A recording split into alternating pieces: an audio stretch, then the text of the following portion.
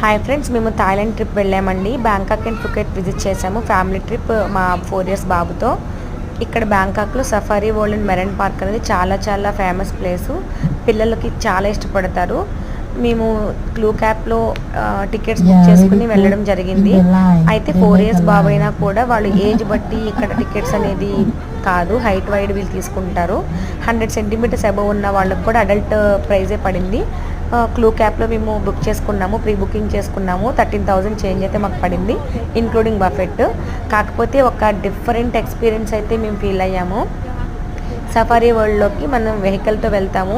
ఇక్కడ కనుక మనం యాన్యువల్ ఫీడింగ్ చేయాలన్నా, అంటే టైగర్కి కానీ రైనోకి కానీ ఇంకా దేనికైనా మనం యాన్యువల్ ఫీడ్ చేయాలనుకుంటే సపరేట్ బార్డ్స్ అనేది మనం పే చేయాల్సి వస్తుంది.